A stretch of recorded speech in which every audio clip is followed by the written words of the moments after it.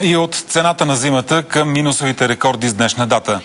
Обнадеждаващо, те са само 4, наполовина по-малко от вчера и с поне 10 градуса нагоре. Рекорден студ е измерен в Свищов, по морето и в Родопите. Най-студено е било в Кнежа, минус 25 градуса, но това съвсем не е рекорд за тази точка на страната. 12 области остават под код оранжево за опасно време. Богомил Грозев сега на живо с реална картина за оранжевия код в Силистра. Областта остава сред най-засегнатите от снежното бедствие. Богомиле, добър вечер. Къде си в момента? Добър вечер. Намирам се пред смесения магазин и селската кръчма на едно от селата, които бедстваше през последните 3 дни. Всъщност, работата на машините тук в региона продължава и все още има едно село, което е откъснато от света.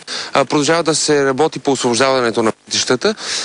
Това село, в което се намираме в момента, беше освободено преди по-малко от час.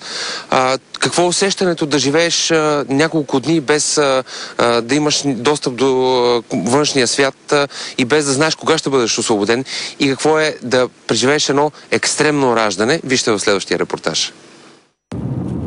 Въпреки че пътя вече е разчистен, малцина от жителите на Поляна се решават да излязат в студа навън. Тук преди 2 дни чакахме за хляб, доста време няма. И спасяваме се по някакъв начин. Правихме си питие, който има брашно прави, който няма, не знам. Се спасява някакси. На разклона за Поляна наскоро в снежния капан попаднали няколко леки коли. Пътниците им потърсили помощ в селото. Бедстващи на 7 срещу 8 човека сме ги приютили в нас. Помощ на време получила и 16-годишната родилка Гергана от село Богданово, доскоро също откъснато от света. Спасителните екипи обединяват усилия, за да стигнат час по-скоро до родилката. В акцията се включва и акушера Богомил Бойчев от болницата в Тутракан.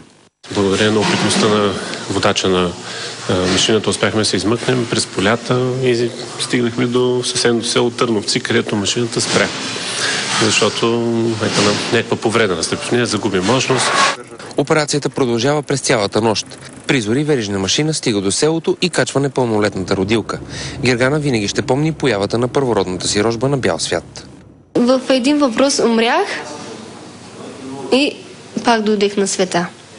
Детето ми е много добре и аз съм много добре. Благодаря на тях, че ми дадиха отново живот.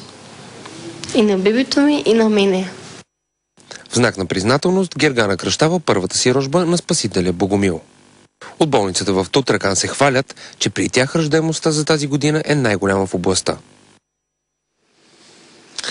Като цяло можем да обобщим към момента, че пътната обстановка в страната се нормализира. Превозвачите обаче отчитат между 6 и 7 милиона евро загуби за целия период на блокадата. Става въпрос не само за товарни, а и за пътнически превози. Едва тези дни се забелязва така раздвижване на автогарите.